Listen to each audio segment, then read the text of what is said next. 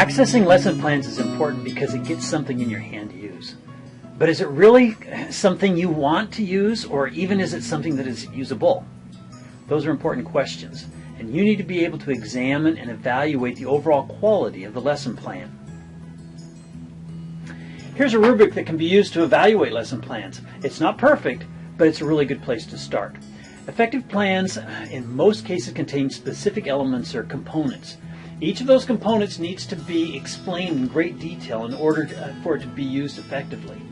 Let's walk through each of the components that are described in this rubric so that we can identify what is important and to what level it needs to be included so that you can actually use the plan effectively. When evaluating a lesson plan, a very important component that you should review closely is the stated instructional goals and objectives. On the poor end of the scale, you may find that no mention of the goals are even given. As you get to higher quality plans, the goals and objectives are stated in a very clearly written format. These objectives help you to know right from the onset where the learning experience is going to end up. What is it that the students are actually going to be able to learn? Another lesson plan component is a section that explains the materials. These are the materials that will be needed to actually carry out the lesson. Look to make sure a list is given, but also examine the list and make sure that it contains, that it actually makes sense and that it's complete. In many cases, alternative materials could be included to make sure you have the best opportunity to succeed with the lesson. This, of course, is a critical component of the lesson plan, how you actually do it and carry it out. You need to see not only a list of steps here, but also an explanation of what needs to be done and what to watch out for. Correctly written procedures allow someone who doesn't know anything about this lesson to pick up this procedure and follow it and successfully complete the lesson. Read through the procedures of your lesson plan and see if you can easily accomplish what the author wants to be completed. If not, then more work needs to be invested in this description. Great procedure sections also include some alternative steps or ways to complete things. This helps the user adapt the lesson when problems crop up during the implementation. Higher quality lesson plans not only list the assessment that will be used, but that assessment really needs to be closely tied to the lesson objectives. Make sure the objectives and the assessments match. That is, if the lesson objectives and procedures all focus on having a child learn to ride a bike, then actual bike riding needs, that would reflect a match between the objectives and the assessment.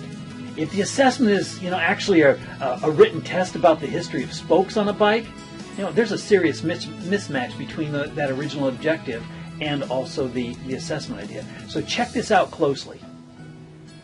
There should be a section that offers additional resources to those using the plan.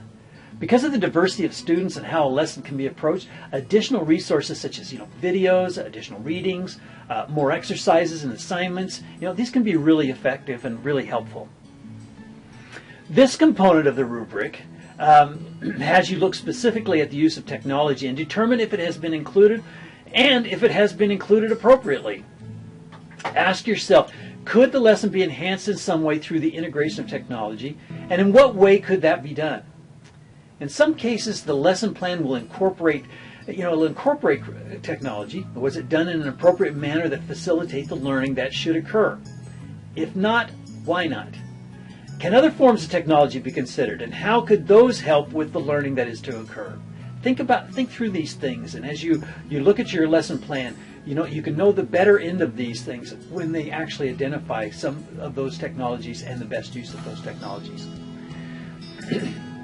This component of the lesson plan, seriously looks at specifically how well the lesson engages the student. Is the student passive throughout the lesson, or is the student actively involved? How could improvements be made to ensure the student is engaged? After reviewing all of the other components, it's kind of good to sit back and look at this lesson and really ask yourself, is it doable? How usable is it actually? In what ways could this usability be increased? Look closely at the better options as it suggests extensions for diverse learners and other things that could be added to the plan to make sure it is useful for the greatest audience. The last component listed here on this rubric has to do with overall organization and how well it is presented. I start to really worry about the content of the lesson plan that just looks sloppy from the get-go. Is it organized? Does it appear to be well put together and that someone has put thought into it? If it doesn't look very professional, look closely at the content. That may also be, have some serious problems. Download the attachment of the rubric and use it as a guide to help you review and evaluate those lesson plans that you're going to access. And finally, one last word. This rubric isn't just used to evaluate the lesson plan of other people.